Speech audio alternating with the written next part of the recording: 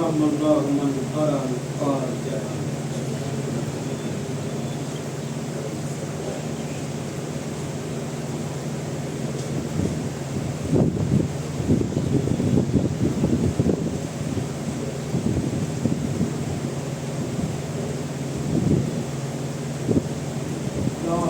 ولا قوة إلا بالله العلي العظيم. حسبنا الله نعم الوكيل نعم المولى ونعم النصير. لا سيما بقية الله في الأرضين. الصلاة والسلام والتحية والإكرام على الرسول المسدد والمصطفى الأمجد والمحمود الأحمد حبيب إله العالمين أبي القاسم محمد. اللهم صل على محمد وعلى المتقين وقائد الغر المهجلين يعصوب الدين زين العابدين أزهد الزاهدين أمير المؤمنين الذي زينة المحراب والمنبر ساقي سلسبيل والتسليم والكوثر فاتح بدر وحنين وخيبر قاتل مرحب أنذر الذي عين الله وجه الله سر الله لسان الله صبغة الله آية الله كلمة الله حسن الله باب الله علم الله يد الله نفس الله حبل الله غالب كل غالب مطلوب كل على تعلب عاني علي ابن أبي طالب. اللهم صل على محمد وعلى محمد. المعصومين المنتجبين المنتخبين ولعنة الله على أعدائهم أجمعين. أما بعد فقد قال أمير المؤمنين عليه السلام لا تسقنا بأحد من لا دين له. صلوات پڑھیں. اللهم صل على محمد وعلى محمد. سے پہلے گفتگو کا آغاز کروں آپ بتا سے گزارش ہے ایک مرتبہ سورہ الحمد اور 3 مرتبہ سورہ اخلاص کی تلاوت فرما کر مرحومہ مغفورہ شاہین فاطمہ بنت سید احسن علی کاظمی اور یاور سلطان بنت قیصر نواب سید احسن علی کاظمی ابن قاسم حسین ابرار حسین ابن سجاد حسین سید جواد علی کاظمی ابن قاسم حسین ارومین کی روح کو احساس کرتا ہے. الحمدللہ رب العالمین الرحمن الرحیم مالک یوم الدین ایاک نعبد و ایاک نستعین اهدنا الصراط المستقیم صراط الذین انعمت علیہم غیر المغضوب علیہم ولا الضالین. بسم اللہ الرحمن الرحیم. قل هو اللہ احد اللہ الصمد لم یلد ولم یولد ولم یکن له کفوا احد. بسم اللہ الرحمن الرحیم. قل هو اللہ احد اللہ الصمد لم یلد ولم یولد ولم یکن له کفوا احد. بسم اللہ الرحمن الرحیم. قل هو اللہ احد اللہ الصمد لم یلد ولم یولد ولم یکن له کفوا احد. اللهم صل على محمد وعلى محمد. اللهم صل على محمد وعلى محمد. اللهم صل على محمد وعلى محمد. صلوات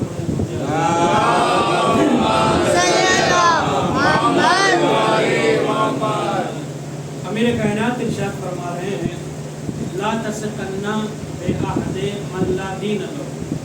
جو بھروسے مند نہیں ہے وہ دیندار نہیں ہے. کل کی گفتگو اگر آپ کے اذان عالیہ میں محفوظ ہو تب شب میں نے عرض کیا تھا اسی حدیث کے ذیل میں کچھ باتیں لہٰذا اسی کو آگے بڑھاتے ہوئے جناب مسلم وہ جو امام حسین کے بھروسے مند ہے اور جس پر خدا بھروسہ کرے اسے حسین کہتے ہیں, جس پر حسین بھروسہ کرے اسے مسلم کہتے ہیں. لہذا یہ عظمت ہے جناب مسلم کی. میں نے عرض کیا تھا بھی خطبہ جمعہ میں جتنا بڑا ملک ہوتا ہے جتنی افضلیت اور شانیت ملک کی ہوتی ہے اور اتنی ہی افضلیت شانیت اس کے سفیر کی ہوتی ہے. امام حسین کی عظمت کیا ہے پھر جناب مسلم کی عظمت سمجھ میں آئے گی.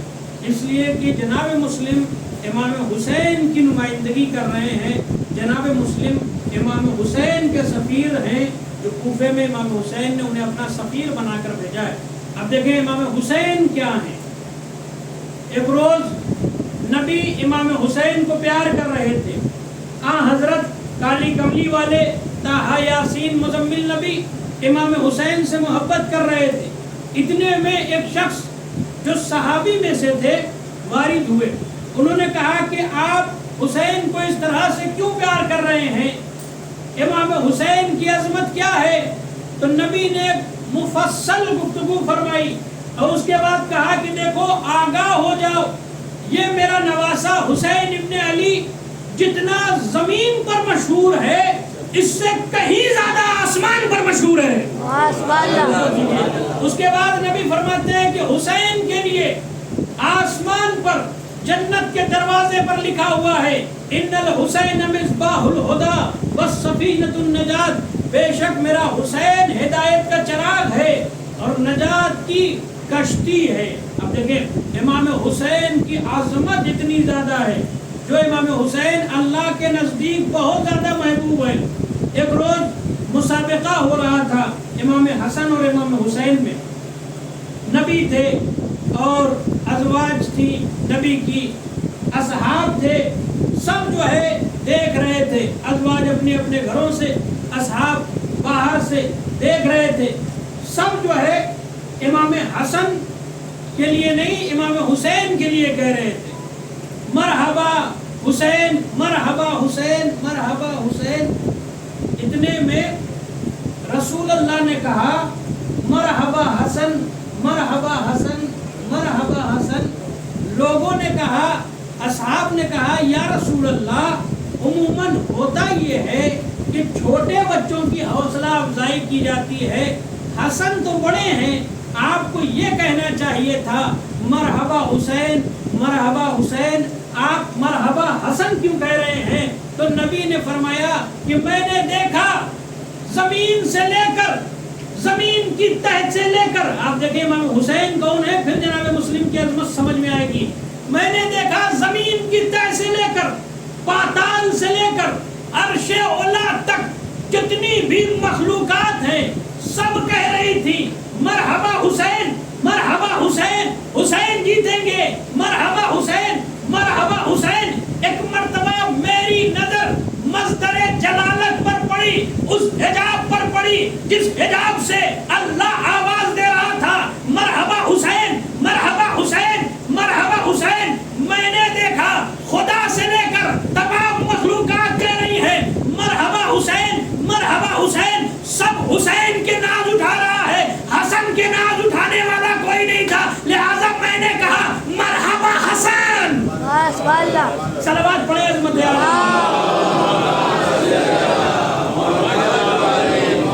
ये है इमाम हुसैन, यूं तो बरबनाए नूर ये सब के सब एक हैं, मगर समझाने के लिए नबी ने बताया कि देखो जिस हुसैन को तुम करबला के मैदान में 3 दिन का भूखा प्यासा शहीद करने वाले हो, वही लोग तो थे ना, लिहाजा आजमत को समझाना था। जिसे तुम शहीद करने वाले हो 3 दिन का भूखा प्यासा, इस हुसैन की अजमत क्या है? चश्मे इलाही में उसी हुसैन के सफीर हैं जनाब मुस्लिम इब्ने अकील।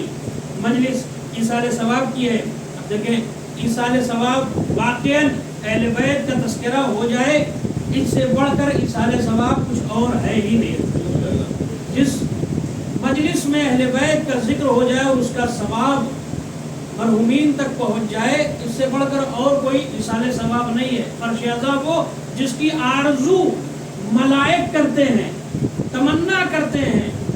कामिल ज़ियारात की रिवायत है जो सबसे पुरानी किताब है कामिल ज़ियारात, उसमें ये मौजूद है कि जब कहीं भी फर्शियाज़ा बिछता है और आसमान से मलाइक आते हैं, फिर जब वो मलाइक जाते हैं वापस दूसरे मलाइक से मुलाकात करते हैं तो फरिश्ते कहते हैं कि तुम्हारे जिस्म से बड़ी अच्छी खुशबू आ रही है, तुम कहाँ से आ रहे हो, किस वादी से आ रहे हो, किस जजीरे से आ रहे हो, किस खित्ते से आ रहे हो जिसका इल्म हमें नहीं है, और तुम्हारे जिस्म से बड़ी अच्छी खुशबू आ रही है। जो फरिश्ते मजलिस से जाते हैं वो कहते हैं कि ज़मीन पर अहले बैत का नाम लिया जा रहा था, हुसैन की मजलिस बर्पा थी, लिहाजा हम उस मजलिस से आ रहे हैं। तो फरिश्ते कहते हैं कि मुझे भी वहाँ पर ले चलो।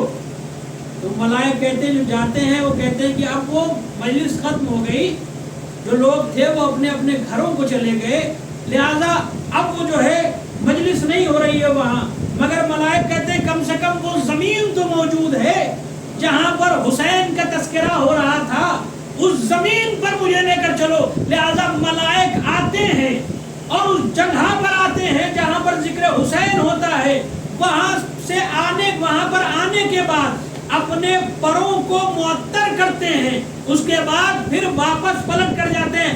آپ دیکھیں جہاں آنے کی تمنا اور آرزو ملک کرے اسے فرش اعلیٰ کہا جاتا ہے۔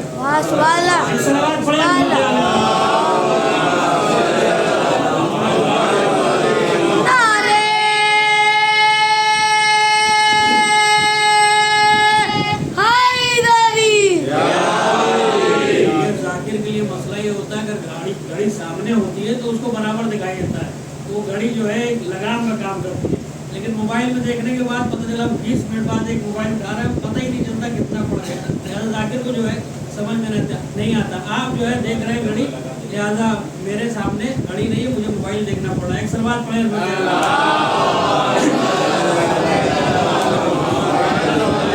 اب دیکھیں امام حسین کے لیے جو ذکر ہوتا ہے، اس کا جو ثواب ہوتا ہے وہ لاجواب ہے، اس کا کوئی جواب نہیں ہے۔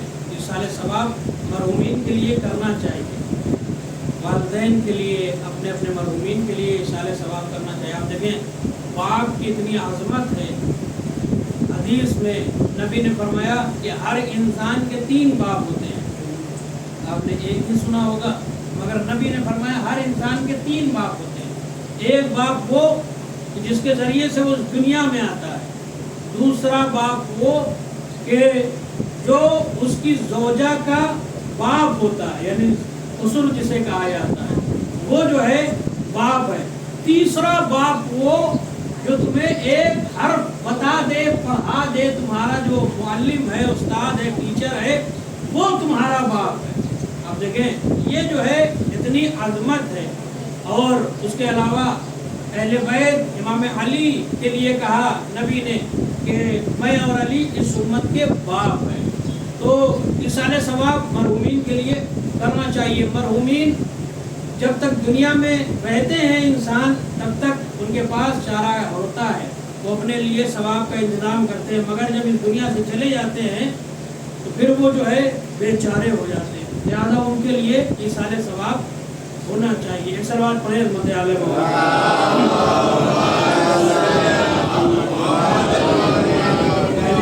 تذکرہ بہترین ایصال ثواب کا ذریعہ ہے۔ اور جناب مسلم کی شہادت کی تاریخ ہے، جناب مسلم وہ جو امام حسین کے بھروسے مند ہیں۔ امام حسین نے فرمایا انا باعث الیکم اخی وابن عمی وثقتی من اہل بیتی، اے کوفے والوں میں تمہاری طرف اسے بھیج رہا ہوں جو میرا بھائی ہے، ثقتی میرا بھروسے مند ہے، میرا معتمد ہے، میرا اس پر اعتماد ہے، ومن اہل بیتی اور ہم اہل بیت میں سے ہیں۔ اہل بیت کی عظمت کتنی زیادہ ہے۔ جناب مسلم کو امام وقت نے کہا کہ ہم اہل بیت میں سے ہیں یہ مسلم، اور کیسا بھروسہ تھا، اس بھروسے کو جناب مسلم نے باقی بھی رکھا۔ دیکھیں کیسا بھروسہ تھا کہ جناب مسلم آئے ہیں، آنے کے بعد ہانی ابن عروہ کے گھر میں قیام پذیر ہوئے، اور جب ہانی کے گھر میں آئے تو امام حسین نے بتایا تھا کہ دیکھو مسلم جانا تو فلاں کیا جانا، اور جتنے لوگوں نے بیعت کی جناب مسلم کے ہاتھوں پر، اصل میں جناب مسلم کی بیعت نہیں کی، ان سب نے امام حسین کی بیعت کی۔ بظاہر ہاتھ تھا جناب مسلم کا، بیعت تھی امام حسین کے لیے۔ اب جو لوگ کہتے ہیں صاحب یہ نظام مرجعیت ہمیں سمجھ میں نہیں آتا، یہ علماء کا نظام ہمیں سمجھ میں نہیں آتا، یہ کیا مطلب ہے، سمجھ میں نہیں آتا، بھائی ظاہر سی بات ہے آج بھی ایک امام موجود ہے، امام مہدی اجل اللہ تعالیٰ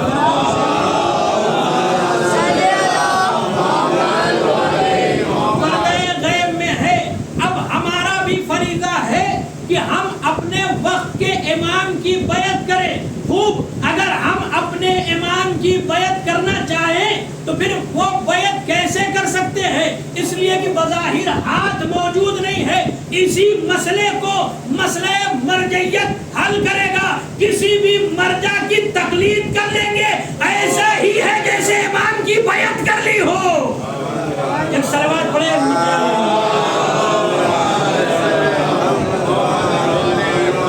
جناب مسلم آئے کوفے، اس کے بعد لوگوں نے بیعت کیا، 18,000 سے زائد لوگوں نے بیعت کی اور جناب مسلم جناب ہانی ابن عروہ کے گھر میں مقام پذیر ہوئے. جیسے ہی آئے ابن زیاد واپس آیا، جب وہ جو ہے بصرہ سے واپس کوفے اسے منتقل کیا گیا، جو کوفے کا حاکم ہے وہ نظام کو سنبھال نہیں پا رہا ہے. مسلم کوفے آ چکے ہیں، لہذا یزید نے خط لکھا عبید اللہ ابن زیاد کو کہ تم جاؤ کوفے کی کمان اپنے ہاتھ میں سنبھالو اور جو کوفے کا حاکم ہے اسے عزل کر دو. لہذا تمہیں بصرہ کی بھی حکومت دی جاتی ہے، کوفے کی بھی حکومت دی جاتی ہے.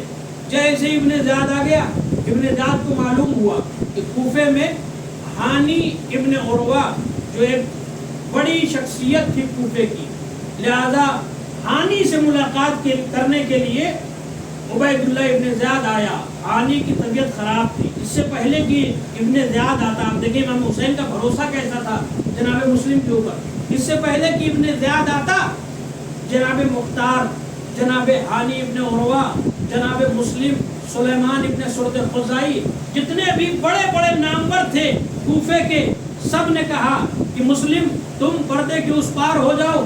جیسے ہی عبید اللہ ابن زیاد آئے گا ملعون، اور جب میری احوال پرسی کرے گا میں 3 مرتبہ پانی مانگوں گا. جب میں پانی مانگوں تم سمجھ جانا کہ موقع یہی ہے اور پیچھے سے حملہ کرنا، ابن زیاد کا کام تمام ہو جائے گا. یہ تمام شخصیت ہانی کے گھر میں موجود تھی، لہذا پس پردہ تھی. جیسے ہی ابن زیاد اپنا لشکر لے کر، سپاہیوں کو لے کر آیا ہانی ابن عروہ کے گھر میں اور احوال پرسی کی، جناب ہانی نے سمجھا یہی موقع ہے بلانے کا، لہذا پانی پانی پانی کہا، مگر جناب مسلم نکل کر باہر نہیں آئے.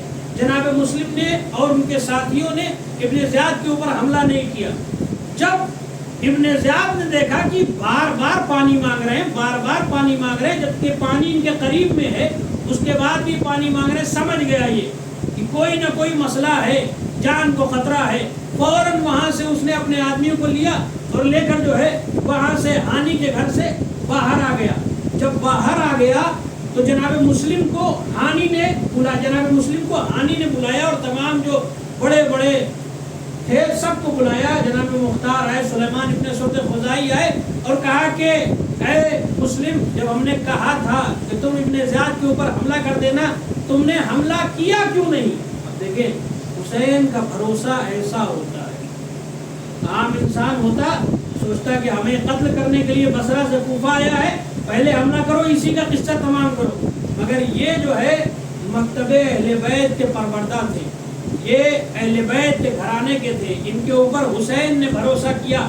جیسے ہی ہانی نے کہا تم نے قتل کیوں نہیں کیا، تم نے مارا کیوں نہیں، جناب مسلم ابن عقیل نے کہا کہ اے ہانی، میں کیسے ابن زیاد ملعون کو مار دیتا جبکہ اس نے ابھی ہمارے اوپر کوئی ظلم نہیں کیا، ہمیں قتل نہیں کیا، لہذا ہم اہل بیت کا شیوہ یہ ہے کہ ہم جرم سے پہلے ظالم کو سزا نہیں دیتے. یہ ہے مکتب اہل بیت کے پروردہ. یہ محسوس کرنے کی چیز ہے. جناب مسلم کربلا نہیں گئے تھے مگر اپنے وجود میں کربلا کو سمائے ہوئے تھے. جناب مسلم کربلائی نہیں تھے مگر اپنے وجود کے اندر حسین کی تعلیمات رکھتے تھے. آج آپ دیکھیں بہت سے لوگ کربلا جاتے ہیں مگر ہر سال جاتے ہیں، ان کے وجود کے اندر تعلیمات حسین نہیں ہے. جب تک وہاں ہے عہد و پیمان واپس پلٹ کر آئے وہی کوفے والوں کی حرکت شروع کر دیتے ہیں. آپ دیکھیں جناب مسلم ایسے جو کربلا نہیں گئے مگر کربلا نہ جا کر بھی اپنے وجود کے اندر کربلائی کردار رکھے ہوئے ہیں. ایسے ہوتے ہیں حسین جس پر بھروسہ کریں وہ ایسے ہوتے. ہاں غدر و جناب مسلم کی شہادت کی تاریخ ہے. جناب مسلم نے اہل بیت کی راہ میں اپنا سب کچھ قربان کر دیا. پوری نسل جناب مسلم نے امام حسین کی راہ میں قربان کر دی. جناب مسلم کے 4 بیٹے تھے. دو بیٹے کربلا میں تھے، امام حسین کی طرف سے قربان ہو گئے، دو بیٹے جناب مسلم کے ساتھ آئے تھے، دو بیٹیاں تھیں جو شام غریبہ میں اونٹ سے پامال ہو کر شہید ہو گئے، عتیقہ اور عتقہ، جس کے لیے جب شام غریبہ میں آگ کا طوفان آیا اور جناب زینب نے، کلثوم نے بچوں کو ڈھونڈنا شروع کیا، کیا دیکھا؟ ایک جگہ پر دو بچیاں آپس میں بغل گیر ہے۔ جیسے ہی جناب زینب نے ان بچیوں کو دیکھا، کیا کہا؟ آواز دی، واہ مسلمہ، ہائے مسلم، تمہاری بچیاں عتیقہ اور عتقہ بھی ہمیں چھوڑ کر چلی گئی۔ لا تعداد بچوں کی قبر جناب زینب نے، جناب کلثوم نے اس رات شام غریبہ میں بنائی ہے، جس میں جناب مسلم کی دو بیٹیاں تھیں، جسے جناب مسلم بہت چاہتے تھے۔ جیسے ہی جناب مسلم کی خبر شہادت امام حسین نے دی ہے نا، خیمے میں کوہرام برپا ہو گیا۔ ایک مرتبہ جناب امام حسین آتے ہیں مسلم کی بچیوں کے پاس، جناب مسلم کی بچیوں کو قریب بلاتے ہیں، سر پر دست شفقت پھیرنا شروع کرتے ہیں۔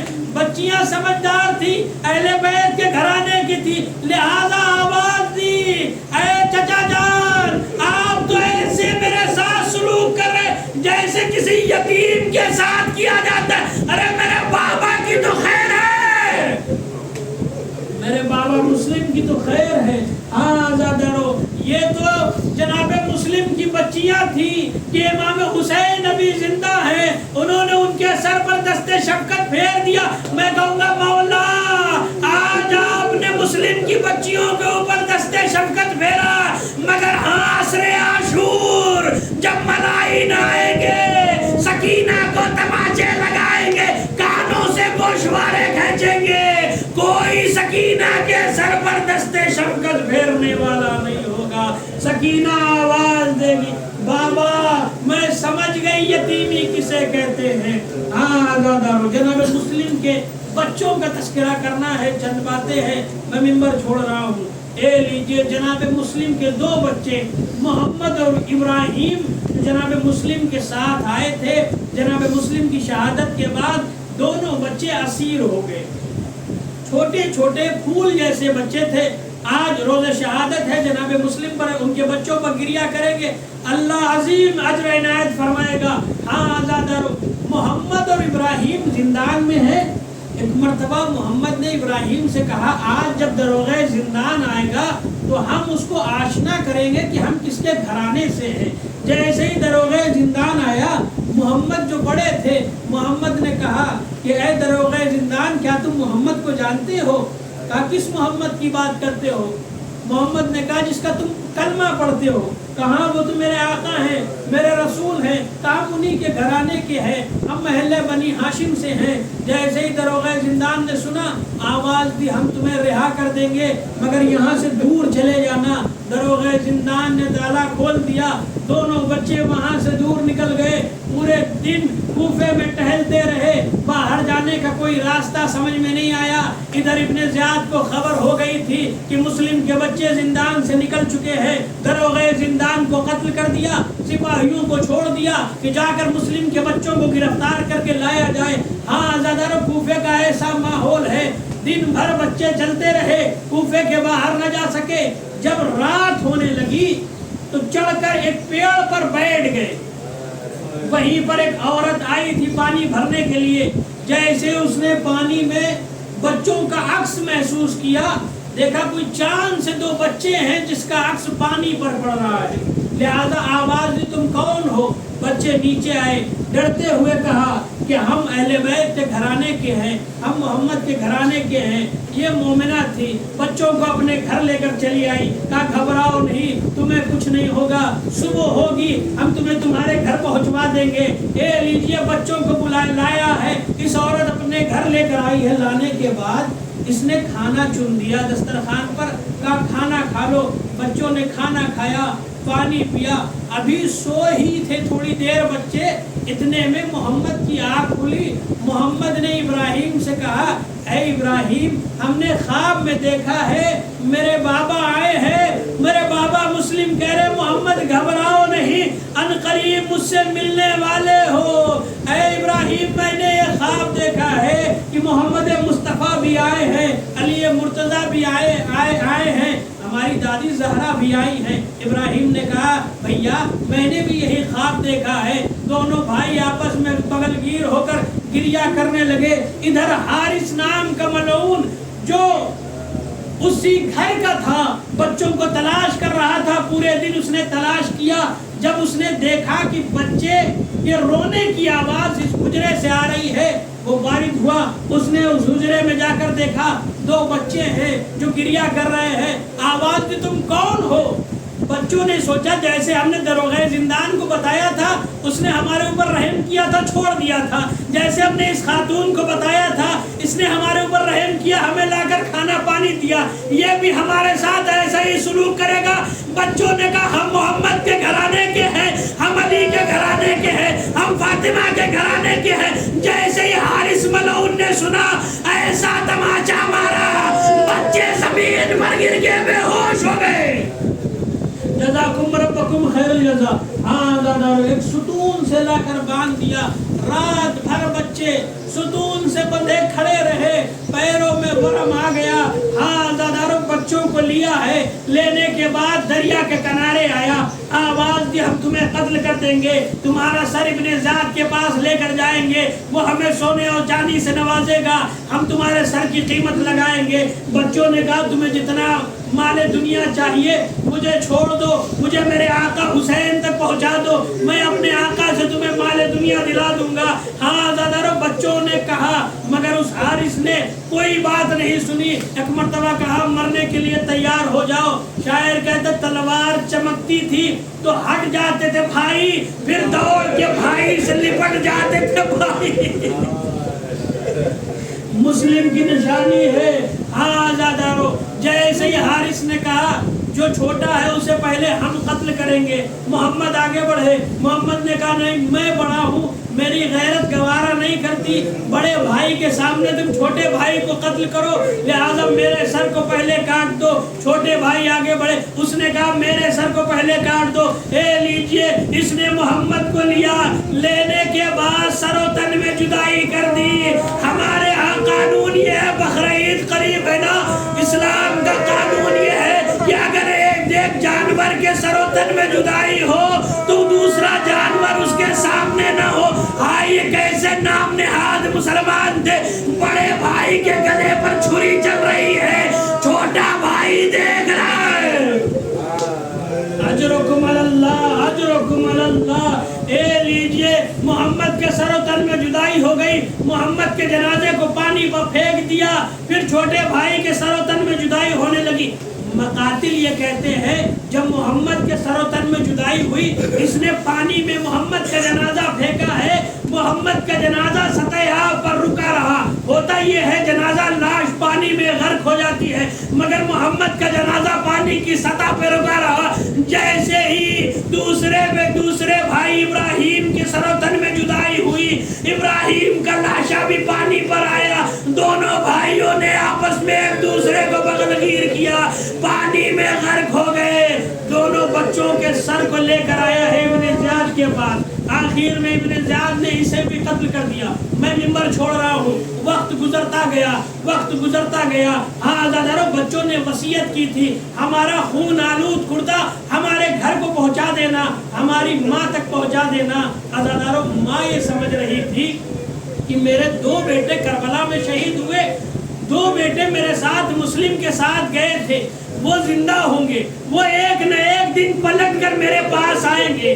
وقت گزرتا گیا، یہاں پر مادر یہ ابراہیم اور محمد کی ماں انتظار کر رہی تھی، یہاں تک کہ واقعات کربلا ہو گیا، اسیر رہا ہو کر مدینے آ گئے۔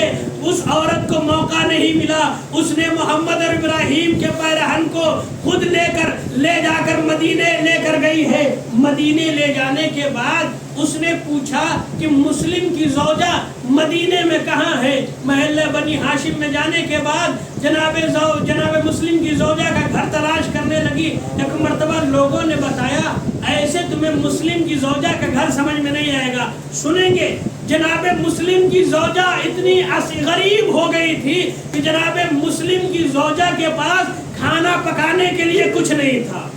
ابھی ابھی شام سے رہا ہو کر آئی ہیں. کچھ دن جناب سید سجاد کے ساتھ تھی, کچھ دن جناب زینب کے ساتھ تھی, مگر جب اپنے گھر آتی تھی پکانے کے لیے کچھ نہیں تھا. مدینے والوں نے کہا ایسے سمجھ میں نہیں آئے گا, جب شام ہو جائے اور سب کے گھروں سے دھواں اٹھنے لگے, جس گھر سے دھواں نہ اٹھے سمجھ لو مسلم کا گھر ہے. یہ عورت انتظار کرنے لگی, جب دھواں نہ اٹھا زوجہ مسلم کے قریب گئی, زوجہ مسلم کو محمد ابراہیم کا کرتا دیا. زوجہ مسلم نے اپنے ہاتھوں سے سلا ہوا کرتا دیکھا, پہچان گئی, کرتے کو کلیجے سے لگایا, آواز دی مسلم, ارے میں دونوں بچوں کے انتظار میں ابھی تک زندہ تھی, اب میں زندہ رہ کر کیا کروں گی. ایک آواز بلند کی, روح قفس انصری سے پرواز کر گئی. سید سجاد آگے بڑھے, آواز دی واہ مسلمہ, واہ غریبہ. مسلمہ اپنے اپنا پورا کنبہ حسین راہ میں قربا بس یاد منتظر انا للہ و انا الیہ راجعون. رضن بقضاء تسلیم الجبر اللهم اغفر للمؤمنين والمؤمنات والمسلمين والمسلمات والاحياء منهم والاموات والاموات انك مجيب الدعوات انك على كل شيء قدير. آپ حضرت سے گزارش ہے کہ ایک مرتبہ سورہ الحمد, 3 مرتبہ سورہ اخلاص کی تلاوت فرما کر شاہین فاطمہ بنت سید احسن علی کاظمی اور یاور سلطان بنت احسن نواب سید احسن علی کاظمی ابن قاسم حسین, ابرار حسین ابن سجاد حسین, سید جواد علی کاظمی ابن قاسم حسین بروی